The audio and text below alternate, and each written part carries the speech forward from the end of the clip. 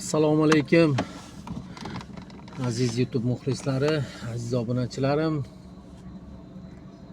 Kommentariyalarda bir qiziq, ajoyib bir kommentlar yozilyapti.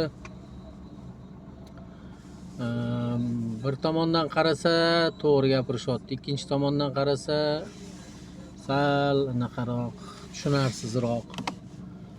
Hop, shu ochkini ham olib gapirmasam shunga ham gap chiqadi o'xshaydi.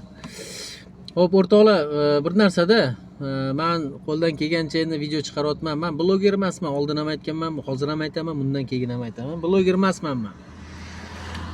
Shunchaki odamlarga bir manfaatli bo'lsin deb bedana to'g'risida video chiqaramiz. Nima demoqchiman? Kimlardir kirib olib mol bosh deb yozibdi, kimlardir kirib olib bedanani pulini to'laganmisan deb yozibdi.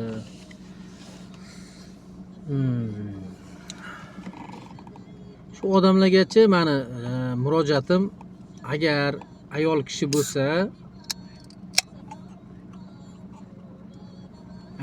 bo'lsa, bunga gapim yo'q. Erkak kishi bo'ladigan bo'lsa,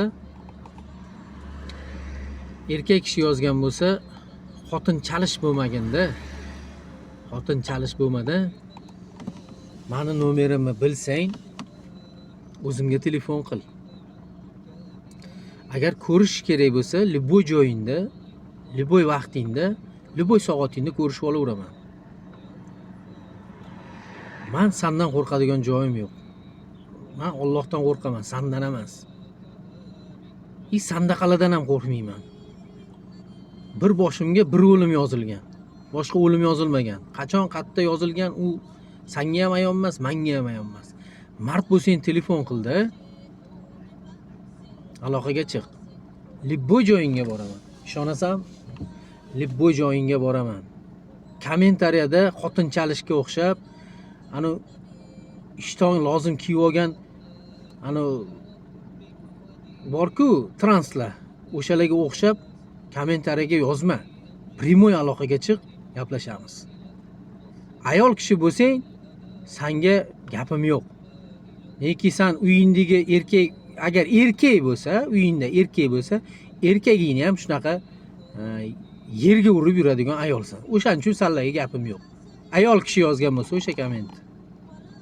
Erkak kishi bo'ladigan bo'lsang, mard bo'lsang, erkak bo'lsang, chotingni orasida bezing bo'lsa, aloqaga chiq. Bo'lmasa, xotin chalish bo'lsang, xotin chalish bo'lib yuraver. Sog' bo'lasan.